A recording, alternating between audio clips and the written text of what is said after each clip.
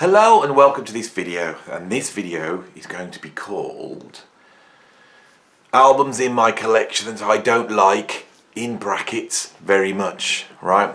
Now I'm not saying these are bad albums, I think they're very competent. I haven't pulled out albums which I just think are out and out bad or mistakes. They're albums that are well crafted, competent albums, but the reason I've pulled them out is because I want to make a point about music, I suppose, just point certain things out. Also, it has to be said that, every time I make one of these videos, I have to go through my record collection to find the albums to pull up, and of course, as you can see looking around my studio, it's not the most organised place, so there's no order to any of this. So I have to go through the whole lot, and I've been passing over some of these albums thinking, why have I got these still? Why am I holding on to this for? A lot of the albums you see behind I bought in the 80s when a lot of this stuff was deleted. So I was searching it out in second-hand record shops. And obviously if I bought an album I didn't like, I would then take it to a second-hand record shop and I'd do it in part exchange for an album I did like. So a lot of albums that I really didn't like have gone. And I've held on to a few, so this is specifically about these albums that are in this collection that I've still held on to, and the reasons why I've held on to them, but why I don't like them, and what it is they represent in music I don't like. I think that's the key. Shall we get straight into it? So, pre-internet, with a few books to guide you, I was always going on the musicians that were on the records, so I'd go into a shop and I'd go past all the sort of the Wings albums, and I'm going through there, and then you've got like a Roberta Flack album, and you're going through all this stuff that is not really what you want to see, and then suddenly you see some sort of strange album and you pick it up, and it's got one of your favourite musicians on, like this for example. Here's one. I have got loads of albums in my collection like this, right? John Troppier, To Touch You Again, okay? Now, I'd like to tell you about this album because it's probably been in my collection for, 30 odd years, right? But I think I listened to it once and then never listened to it again. And there's a load of Eric Gale albums and Steve Kahn albums. They're not terrible albums. I'm sure there's people out there going, so I love this album. But there was something a bit lame and mediocre about this for me, which meant I never listened to it again. This isn't here for me to have a go at John Troppier. It's not here for me to criticise him as an artist. This is representing all those late 70s Fusac albums, right? Okay, so why did I buy it? Well, let's have a look at the lineup on here. So, the album's by John Troppier. I didn't even know how you say that. Now, I think I had him on a Billy Cobham album, I think, when I saw it. So that's why I went, oh, I've heard of this guy. He's on one of the albums I like. And then you look at the lineup. Steve Jordan on drums, Steve Gadd on drums, Rick Murata on drums. They're the three drummers. Bass, Will Lee. Organ, Richard T. Fender Rhodes, Don Grolnick. Right? And then we've got like Michael Brecker, Randy Brecker, David Sanborn. You all know these albums. There's just billions and billions of these albums. And these are the guilty suspects, these phenomenal musicians here, that should be making burning, exciting jazz, but instead they're making this sort of quite lame after dinner album that sort of sophisticated people can put on when guests come round to show that they're erudite and listen to jazz, but in reality it's just Muzak. It's fusion Fusac. I've used that term a million times. So, I know why I bought that album. It's because it had this guy on, Steve Gadd. Right, this is quite a rare album. I had to get this on import from Japan and it cost me a ton of money. It's Steve Gadd's solo album, Gaddabout. Right, there he is on the front, there he is. He's actually gadding about there. Right. The lineup is Steve Gadd, Richard T, Jeff Aronoff on electric guitar, Neil Jason bass, George Young tenor sax, Lou Soloff trumpet, Ronnie Cuba baritone sax. These are fantastic musicians, right? I absolutely love Steve Gadd. If I did my top 10 drummers, he'd be in that top 10. He'd be near the top, right? I just think sometimes that these guys shouldn't be making an album. The record companies know that they can sell a few because this is a legendary name. This album, I waited, I got it, it cost me a ton of money, and when I put it on, what you had was a bunch of grooves, right? And pretty lame grooves at that, really badly recorded with an 80s production, you know. So this is, I think, is the culprit, is these musicians that make their name as sidemen getting offered deals, right?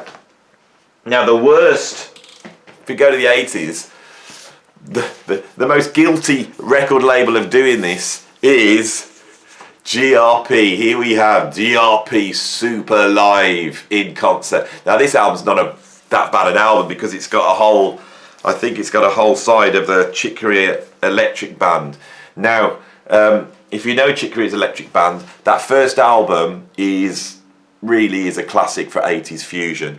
You put it up against any 70s fusion and it will drop right down. But 80s fusion, I think Chick really brought that back, you know, into the scene. Their second album, Light Years, it's that curse of GEP. It's like it's an 80s sitcom TV theme looking for an 80s sitcom. That's what those albums represent to me. And yeah, the second disc is brilliant on this. But the first, you know, Diane Shaw, who else is on here? Dave Grusin, Tom Scott. I mean, these are all phenomenal musicians. I'm not knocking them. But it's just so lame and middle of the road. I had to pull out one album to represent this. And the album I wanted to pull out was On the Corner by John Patitucci. I've searched and searched for it, and I cannot find it, and I've really searched for it because I really wanted to analyse the actual cover artwork and what's on that album to really point out what I think's going on here. And I can't find it, so I think somewhere, you know, like when you have a hat or a scarf that you don't like and you keep leaving it places, I think at some time in history I've dumped On the Corner somewhere and walked away and tried to forget I ever had it. Now, I know there's going to be people that love these albums and they're going, oh, that's an amazing album, it's got Vinnie Colaiuta on it. That's why I bought it. I bought that and this, which is here to represent all that GRP stuff. I bought it because of the lineup, and the lineup's incredible. This isn't a bad album. I could put this on and I could quite enjoy it, to be honest. There's some nice playing on there. It's just the inoffensive, middle of the road, you know, Armani suit jazz fusion. I mean, you know that when you look at this. Let's see. Here he is. Look at, there he is. Now, this is one of the greatest bass players that's ever lived. He's one of the finest musicians on the planet. This is the guy that really, I think, as much as Jacko did in the 70s, he put bass playing into the future in the 80s. An absolutely incredible musician. And you put this on and it's just too safe. It's too corporate. It's too, you know, they know what, you know, they exactly know what they're trying to do with this. Let's have a look. I want to see who he's thanking. Is he thanking his solicitor on here? I can't see actually on here. I think it's on the corner where he does this. But you know that, you know, his suit is going to get a mention in the credits. Oh, I don't know. GRP. God, that was 80s jazz for me. Okay, so let's move on to some rock music. Okay, this band, I would really love to do my top 10 albums. There's just a real problem with that, is that when they brought this album out, I stopped listening to them. Red Hot Chili Peppers are one of my favourite bands of all time. I discovered them in the mid to late 80s. I got up into them when Uplift Mofo Party Plan came out, became aware, and heard a lot of the tracks on that album, taped them, and I loved them. And then I bought the next album, Mother's Milk, and I was a massive fan. They represented an alternative to rock music that was going on at the time. That whole hair metal, you know, sort of, I'm trying to think of a band, you know, that sort of Motley Crue, you know, type of thing. You know, I'm a big rock fan, but I wasn't a fan of those bands particularly. There is Motley Crue stuff I like, but there was a whole thing in the 80s, and that grunge thing hadn't came along and sort of cleaned up. But the Red Hot Chili Peppers just were just an antidote for that. And they also, you could tell they were into jazz, you could tell they were into the funk, they were into punk, and they melded that all together, and they were fun, and they were lively, and it was really exciting, you know. So I then went and bought every single album, and I bought every album that came out until this one came along, and at this point I stopped listening to them. Right? It was as though, now this is the album that everybody loves, you know. This has got, you know, all these famous tunes on there, Californication, Around the World, you know. But this album, to me, is, oh, how can I say? It sounds like when they did Mother's Milk. Sorry, when they did Blood Sugar Sex Magic, and they had that hit with Under the Bridge, which was a different thing. It was Andy Kiedis really opening up his feelings, and it was a bit moany, whatever. But it was done brilliantly, because that album's got a vibe, you know, and it kicks. And those amazing backing vocals that kick in are weird. You never expect that on a pop record. And yet it sold a ton of albums. And I feel that the labels then came along and said, you know, you could be, rather than this quirky, weird, you know, band in the corner that's doing this sort of funky punk jazz, you could be the biggest band in the world. Now, to give them their due, after Blood Sugar Sex Magic, they bring out One Hot Minute, which I think they went even further out, and that's an amazing album, and it's dark as well. You know, I think the thing I liked about Red Hot Chili Peppers, it wasn't dark, it was fun. But they start going dark, and they start using that to almost sell themselves. It really starts with Under the Bridge. By the time they get here, it's fully fledged. And it's not that this is a bad album. I actually would say that their songwriting skills have probably improved. But for me, I just switched off at this point and I never listened to them again. And that's why I can't do my top 10. You know, I could easily do, and I would love to do a video that does my favourite albums by the Red Hot Chili Peppers up to this one. And this would be on the bottom. So I'm sure I'm upsetting people a lot here. Right, and I'm going to upset people even more. But of course, this is my personal opinion. I can't like everything.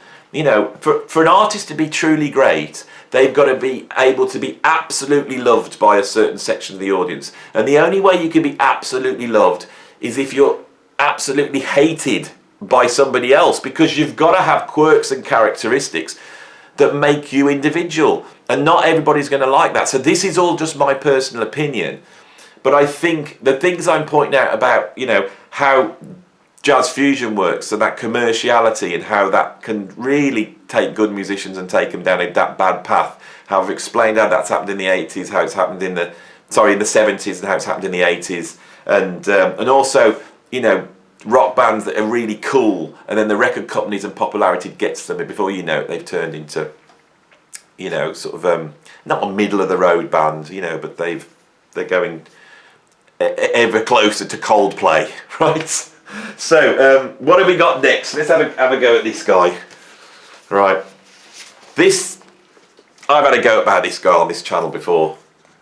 Wynton Marsalis, right? Fantastic player, one of the most virtuoso trumpet players in jazz, and that's what he is. He's a virtuoso. His concepts around jazz and the future of jazz and creativity, though, I find really difficult, right? And I've spoken about that elsewhere in my history of jazz. Here, we have him showing his true colours. What have we got with this album?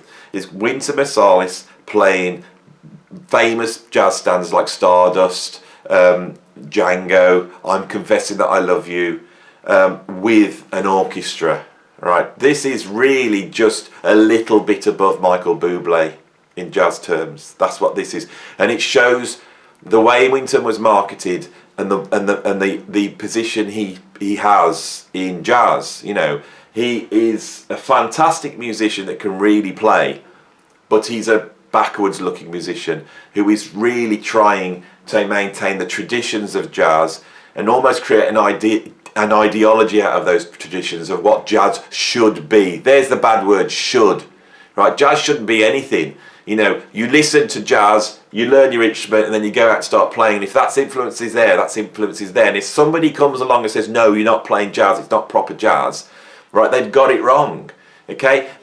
Some of his albums have got incredible jazz playing, albeit post-hard bop 20 or 30 years later. You know, they're not breaking the mould. But that is a problem with loads of jazz nowadays. But here he shows his true colours. This isn't a bad album. I could put it on and I could probably sit there, you know, and it's nice background music. But that's what it is. He criticised fusion for being background music, right?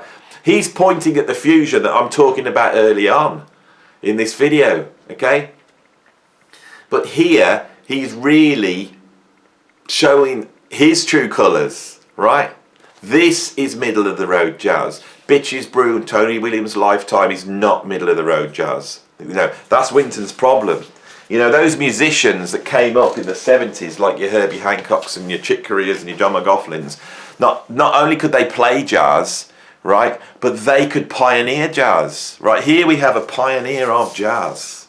Herbie Hancock with his, if I think from 1980, Monster, okay? Right. The trouble with these guys is that the commercialness did get to them, all right?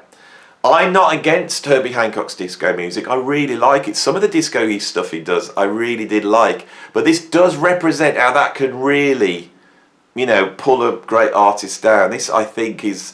I'd love to tell you more about this album. I went and bought this, spent my money on it, you know, looked at the lineup on it, which was incredible. Took it home, put it on, and it was just eminently forgettable. And I've listened to it probably twice. And I've had it for probably 30 years. You know, commerciality affects people, right? But it doesn't affect people as much as it affects, right, as you got commerciality affects people, yeah. I've lost my thread. But production as well. If you go back to those 70s Fuzak albums I've been talking about, they sound absolutely beautiful, right? If you've got fusion artists with commercial constraints on them and 80s production, you're in, you know, it's a recipe for true awfulness. Right, so here's one of my utter heroes and an album that I really don't like, and God did I listen to this to try and like it. Warning by Billy Cobham. Right, he's playing fusion on here. There's no vocals, there's no disco tunes. He's playing fusion on here, but two things. Firstly, he never gets out of second gear. He does a version of Stratus on here. Now, Stratus is one of my favourite tunes, and it really shows you how you can ruin a favourite tune. And it's just because A, it never starts to motor. There's no Tommy Bowling guitar solo. There's no drum solo. And B, it's covered with 80s production. Too much reverb, too much gates, too much trying to make it sound, you know, like a machine. Now, people don't like 80s production, but actually the values of 80s production have carried on and on. It's just the computers nowadays can make everything sound like machine-like, but also sound like it's been sort of played on a real instrument, but it hasn't, right? So yeah, Billy Cobham. Okay, now we've got two more albums to go, and I know I've left these to the end. Okay, so which one should we go for first? Right, the first one is Lateralus by Tool. Okay, everybody in the world said I've got to get into Tool. You will love Tool, right? So I went and bought this album, and what this sounded like to me was stuff that I'd heard so many times before. You know, sort of proggy stuff, proggy ideas. Maybe the metal audience haven't heard these proggy ideas, but I've heard it done, you know, by a million prog bands a million times over. But tempered with a sort of doomy, you know, mournfulness, which just goes on and on and on, you know. So I don't get this. And this is one of the problems I have with being a progressive, you know, musician, is that certain bands I get asked about a lot. Now, a lot of these bands I haven't even got albums by because I really can't stick them. I'm not going to say who they are. But one band that there are things I do really like about them, and I think they're fantastic musicians, is this band that I'm going to finish up with, Dream Theater. So there we go. When Dream Theater came out, everyone said you got to check them out, and I went and bought this album and I put it on, and it sounded sort of like 80s rock that went on for a long time, with some, every now and then, some quite tricky bits, you know, a sort of, I don't know, there's nothing that Metallica and Iron Maiden hadn't done, right, with a pinch of Rush, but without Rush's heart and individuality. And I think there's something great about this band. I just don't get it. It's they always sound like what I think they're going to sound like. Right. So I'll do this again one time. I know people love this. Again, it's only my opinion. Don't have a go at me. I've hopefully pointed out a couple of things, you know, is that there's a whole bunch of prog bands that I don't really like and I get asked about all the time. And then I've talked about the commerciality in jazz and commerciality in rock music. That's what I wanted to do. That's my justification for having a bit of a go on these. But if you like this stuff and you want more, like it and subscribe it. And, you know, I'm sure we'll have some discussions in the comments. Anyway, thanks for listening and watching. I'll see you soon.